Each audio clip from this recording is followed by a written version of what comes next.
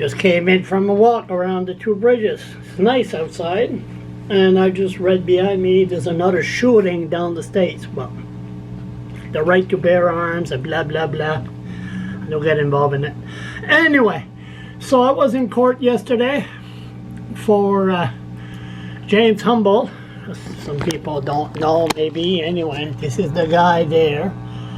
The good old days when he was working maintenance, and next thing you know, suddenly he disappeared and had issues, mental issues. Then he ended up on crystal meth, and I told him, I warned him, and he told me a year later that he should have listened to me.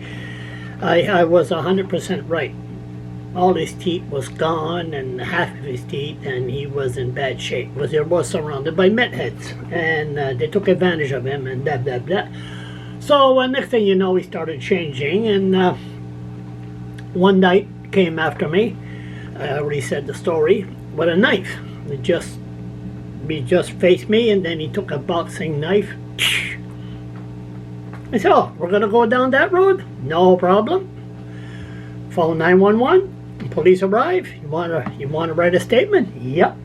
Then I hear stories that people that give a statement, that the prosecutor goes after the people that's the victim, but they go after them to protecting the meth heads.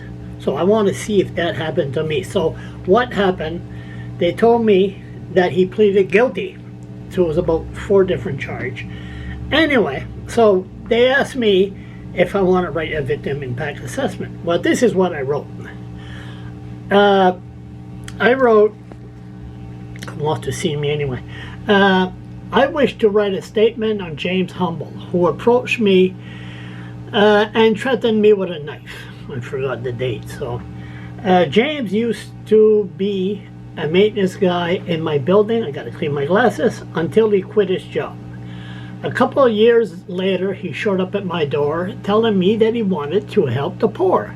I told him that it wasn't the same poverty as he knew then, and he should save his money. Well, around 1 year later, James approached me and said I should have listened to you. He lost a lot of weight and was surrounded by people high on meth and on drugs. I noticed James was changing for the worse, and he began to harass people in businesses and myself. One day he walked inside Tim Horton. He asked me if I could buy him a coffee. I said to myself, if I can't buy a coffee to someone, something is wrong. Then one day in another Tim Horton, James came in from nowhere and demanded that I buy him a coffee. Well, sorry, that kind of attitude is, big letters, not going to work with this guy. I told him I had no money. On another occasion, he told me he was going to wait for me outside and beat me up. Once outside, James wasn't around, but his attitude got me concerned until that evening. I forgot the date. I have a lovely dog named DOG, and he's a service dog. He goes everywhere with me, and he's my buddy. DOG hates people on drugs. He always barks if they're in the area. One guy on drugs walked by, and DOG barked. Then came James, and in the past, James told me he was going to break into my building I live in. He even mentioned to burn it down. Well, there he was in the dark, facing me on his bicycle. I decided to raise my voice and tell him to back off. It seemed that people on meth only understand that kind of language. Then he pulled a knife and asked me if, I shouted, "Oh, we're gonna go down that route." I quickly phoned 911. Police arrived and asked me if I would write a statement. I did. Here we are today for James Humble verdict. I know this man will come after me once he's released. He's not allowed in the Tim Hortons, but still walks inside. The courts must send a message to the people doing drugs that the courts will not tolerate people on drugs pulling weapons on the innocent citizen. Plus, I suggest to the court that this man is not allowed 500 feet from me. In closing, I wish to make myself, big letters, very clear. If that man attacks me, myself, or my service dog, I'm talking about myself, DOG will protect ourselves. We will protect ourselves. I want to go on record with this one. As I just wrote, I will defend myself. Let's hope, pray James does not return to the so-called friends on the street and moves on with his life, Charles LeBlanc. So yesterday, his family was there. I don't know where the hell they were for the past 3-4 years, but they were there.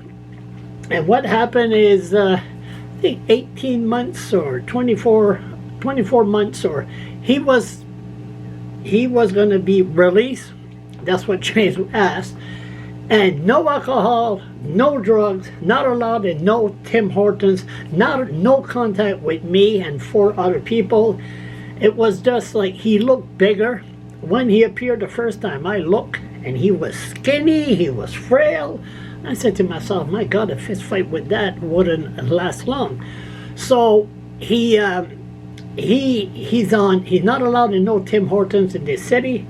No weapon for 10 years, DNA, everything. There was a charge of harming an animal. I don't know what the hell that was all about. But the bottom line is this. The city's getting worse. If you're approached by a methead that wants to cause you harm, don't be afraid. You don't phone the police, the station. Press 1, press 2, press 4 if you want to fart. Press 5 if you want to come. What the hell is this?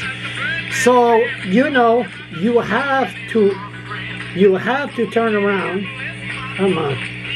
So you have to turn around and you have to defend yourself with 911. You phone 911 and give a statement to the police, and because that's the only way. That's the only way. So it's getting bad. It's getting worse. I was, as a matter of fact, I had a few people hollering at me. I don't know what the hell they were hollering. I had music in my ears. It's just, it's getting worse. So you're approached and threatened by a medhead, call the police. That's all. And James, when it was all over, I was in the back. I gave a thumbs up to the judge, and I look at the family. The family look at me. When I was in the back, I just look at the family. I went, there. He has a second chance. So I hope when he got out, he was remanded in custody. He's been there for about 5 months, I think.